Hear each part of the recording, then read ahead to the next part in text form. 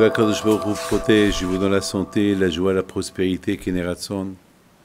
Dans la paracha de Ve'eshev, on lit que Yaakov Avinu alav shalom, il a dit à Youssef son fils d'aller voir comment ils vont ses frères. Et vous connaissez toute cette histoire, qu'à cause des rêves qu'il a rêvé Youssef, ses frères, ils étaient jaloux de lui, ils l'ont vendu. Et maintenant Youssef, il arrive pour voir comment ils vont ses frères. Et on connaît très bien le reste de l'histoire. Il a été vendu. Et malheureusement, il a beaucoup souffert, le pauvre. Et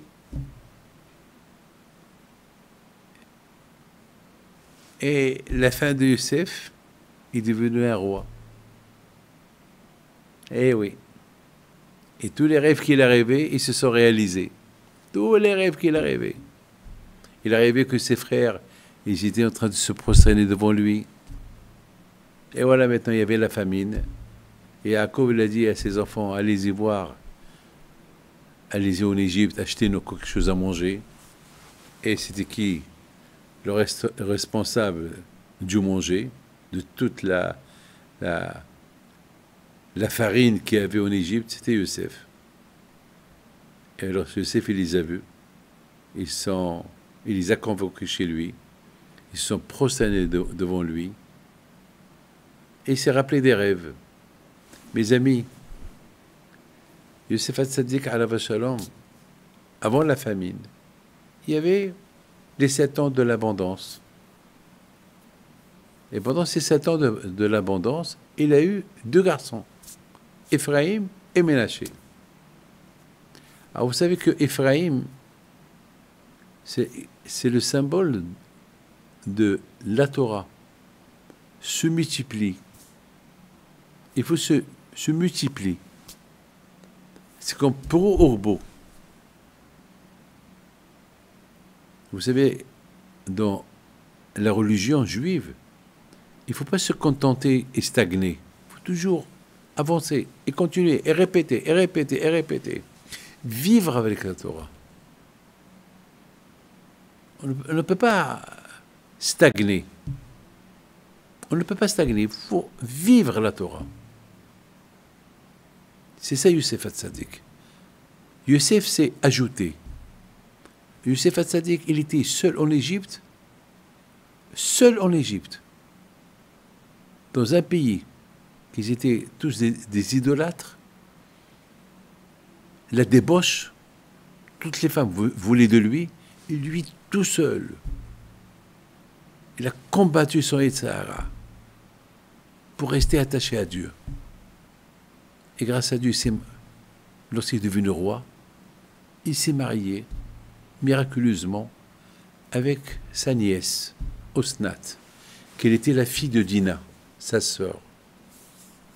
Quand il est arrivé en Égypte, le bon Dieu a préparé cette femme-là de la famille de Youssef Hatzadik, parce qu'Hachem savait que Youssef un jour va être en Égypte. Mes amis, apprenez une chose. Tout le temps, si vous avez les mots en Dieu, Dieu vous prépare toujours votre avenir. Non, on ne sait pas ce qui va arriver demain. Si Dieu veut, qu'il n'y aura que du bien. Mais quel bien? C'est Hachem qui prépare. Il a un programme. Hachem, il a un programme de chaque jour pour nous. C'est la raison pourquoi chaque jour, on doit se considérer comme qu'on n'a rien du tout. On dépend de Hachem. Si Dieu veut, demain, ce sera une très belle journée pour nous. Qu'on la continue bien aujourd'hui, et demain, ce sera encore mieux. C'est Hachem. Mes amis, Youssef Hatzadik, il a eu un garçon qui s'appelle Ephraïm. Il a eu un autre garçon qui s'appelle Ménaché. C'est bizarre. 2 noms. Et ces deux noms-là qui veulent dire quelque chose.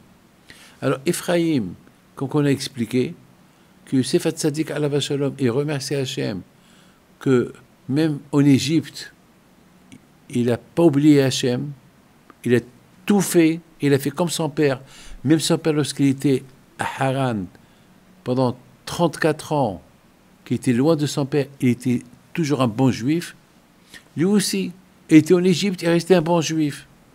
Toujours, il était en avance.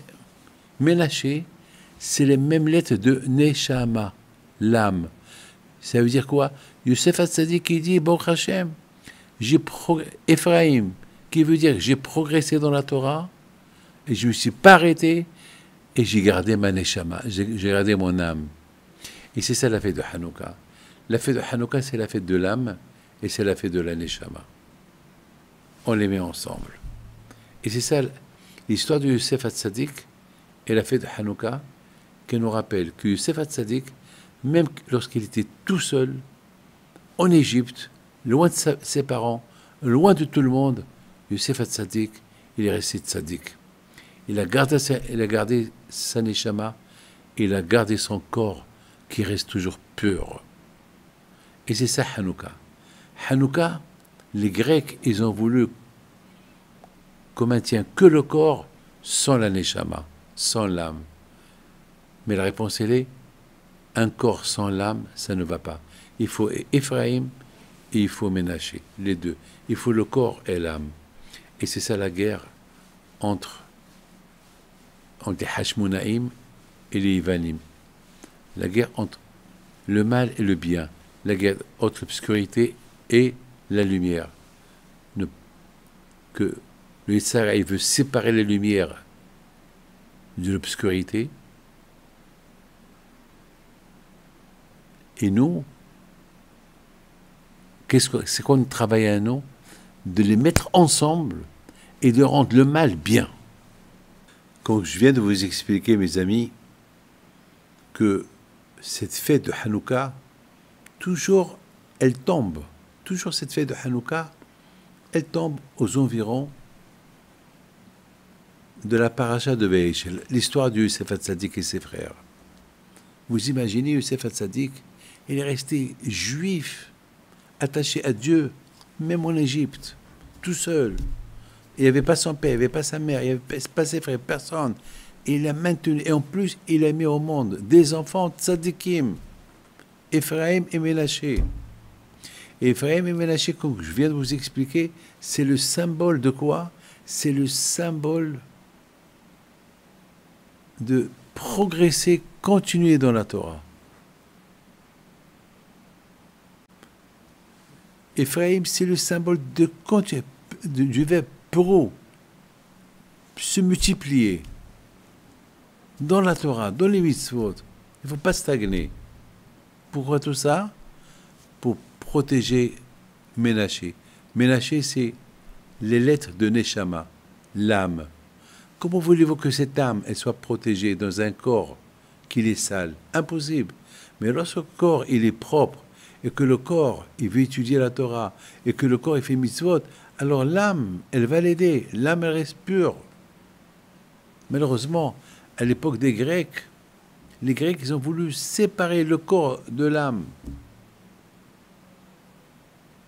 Ils voulaient séparer le bien, ils voulaient installer que le mal. Mais le corps sans la Torah, il est perdu. Nous, mes amis, notre travail à nous, c'est le mal, on le rend bien. Mais ce n'est pas le bien, on le rend mal. Non, que Dieu préserve. On a une bouche pour parler du bien. Il ne faut pas qu'on rende notre bouche pour parler du mal.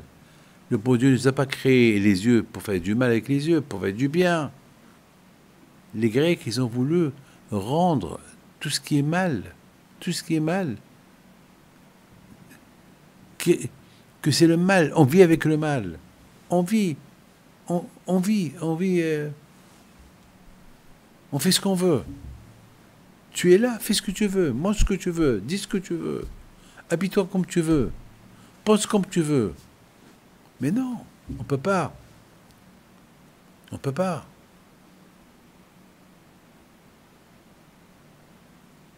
Et c'est ça, mes amis, le grand miracle de Hanouka, c'est que, Baruch Hashem, les Hashmonaïm, ils ont fait la guerre contre les Grecs, ils ont gagné les Grecs, et la première chose qu'ils ont fait, ramener l'aneshama au corps. Que le corps et l'aneshama vivent ensemble. Vous savez très bien que on mange les beignets à Hanouka. Les beignets, c'est quoi? Ben, les beignets, on les fait frire avec de l'huile. L'huile, et avec quoi? On fait les beignets avec de la farine. Eh ben, la farine, c'est le symbole du corps. Parce que sans la farine, le corps ne peut pas vivre. Et l'huile, c'est Hachemen. Hachemen, c'est la Neshama. C'est les mémés de Neshama. C'est pour ça qu'on mange les beignets qui a un mélange d'huile et la farine. Le corps et la Neshama. Ensemble. Vivre ensemble. Lorsqu'on est ensemble, c'est super. Mais lorsqu'on se sépare, on sépare l'aneshama du corps, c'est grave. Mes amis, que Akadosh Baruch Hu vous protège et vous donne la santé, la joie et la prospérité. Amen, Kerason. Et je voudrais simplement vous dire une chose. Vous savez que Hanouka, c'est du verbe Hanou. Hanou, ça veut dire que c'est du verbe repos. Alors il y a le Ran qui pose une question. Le Ran, il dit, mais repos. Mais on ne se repose pas, on a le droit de travailler. C'est quoi Hanou? Hanou, ça veut dire il faut se reposer, il ne faut pas travailler. Mais non, mais Hanou, quand on travaille. Alors j'ai réfléchi, j'ai dit non. Hanou, ça veut dire que les Juifs, ils se sont reposés de la guerre. Cette guerre contre les Grecs, ils l'ont gagnée avec les d'Hachem. Maintenant, ils se reposent de cette guerre. Maintenant qu'ils se reposent de cette guerre, à quoi maintenant ils vont s'attaquer? Maintenant, ils vont s'attaquer à ramener l'aneshama dans le corps. Toute cette guerre qu'il y a eu, c'était pour une raison. Les Grecs, ils ont éloigné l'aneshama du corps. Maintenant, les Hashmonaïm, ils ont gagné la guerre contre les Grecs. Maintenant, ils veulent rapprocher l'aneshama du corps. Et pour ça, il faut allumer la veilleuse de Hanouka. C'est ça, Hanouka. Ils se sont reposés le 25 qui se lève de la guerre. Maintenant, le vrai travail commence maintenant, c'est rapprocher l'aneshama du corps. Voilà. Que Dieu protège, et vous donne la santé. Amen.